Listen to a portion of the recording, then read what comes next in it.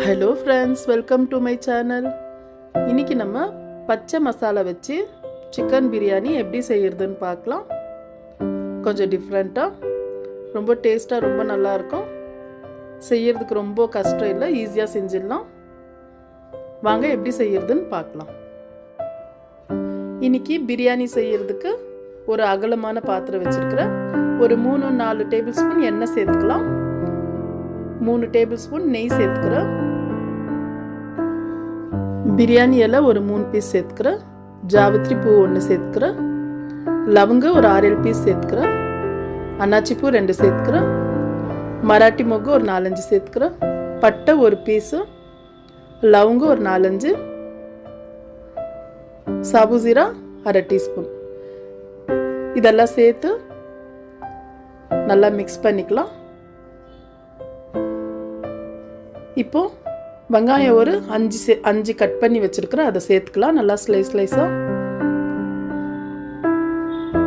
நான் இன்னைக்கு 3/4 kilo chicken எடுத்துருக்கிறேன். அதை நம்ம மேரினேஷன் பண்ணி வச்சுக்கலாம். 1 கப்பு தயிர், உப்பு 1/2 டீஸ்பூன், 1/4 டீஸ்பூன் மஞ்சள் தூள். இதை போட்டு நம்ம நல்லா ஒரு 1/2 மணி நேரத்துக்கு ஊற வைக்கலாம். இப்போ நான் மிளகா 2 சேர்த்துருக்குற, பச்சை மிளகா, உப்பு 1/2 டீஸ்பூன் சேர்த்துருக்குறேன். இப்போ இது நல்லா வதங்கட்டும். நம்ம இஞ்சி பூண்டு விழுது சேர்த்துக்கலாம், 2 டேபிள் ஸ்பூன் சேர்த்து நல்லா மிக்ஸ் பண்ணி விடலாம்.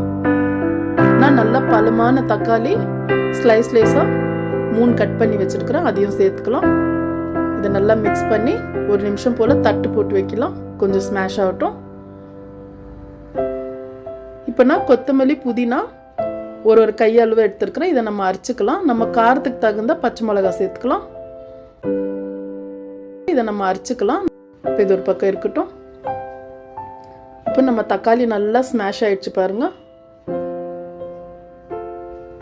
இப்போ இந்த டைமில் நம்ம கொத்தமல்லி, புதினா, பச்சை மிளகா அரைச்சோம் இல்லைங்களா, அதை சேர்த்துக்கலாம். நம்ம இதுதான் கலர் கொடுக்கும். நம்மளுக்கு நல்லா அடி பிடிக்கிற அளவுக்கு வதங்கியிருக்கு. இப்போ நான் மல்லித்தூள் சேர்த்துக்கிறேன், 1 டேபிள் ஸ்பூன்.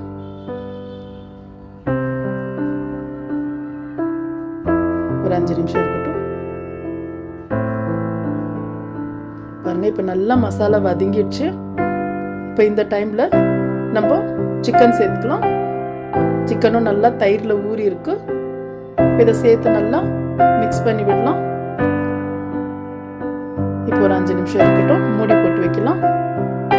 இந்த டைமில் நம்ம முந்திரி, 2 பீஸ் தேங்காய், தயிர் இதை சேர்த்து அரைச்சி நம்ம சிக்கனில் சேர்த்துக்கலாம். கொஞ்சம் டேஸ்ட் நல்லா இருக்கும். ட்ரை பண்ணி பாருங்கள். பிரியாணிக்கு தேங்காய் சேர்க்கறது நல்லா இருக்கும். அதிகமாக சேர்க்கக்கூடாது, ஒரு 2 பீஸ் தான். நம்ம கொத்தமல்லி, புதினா கட் பண்ணி வச்சுருக்கிறோம்ல, அதை சேர்த்துக்கலாம். சேர்த்து இது ஒரு 5 நிமிஷம் போல் மூடி போட்டு வைக்கலாம். இப்போ பாருங்கள், நம்மளுக்கு சிக்கனில் நல்லா தண்ணி விட்டு இப்போ நம்மளுக்கு நல்லா மசாலா கமகமன் ஸ்மெல் வருது.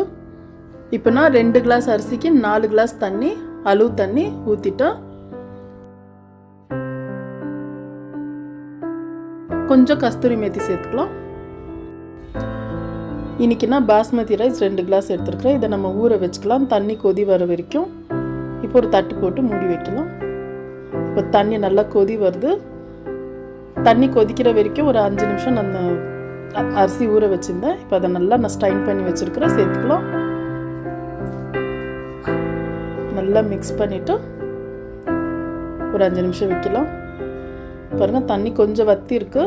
இப்போ இந்த டைமில் நான் மீடியம் ஃப்ளேமில் வச்சுட்டு ஒரு 5 நிமிஷம் தம்முக்கு வைக்கிறோம்.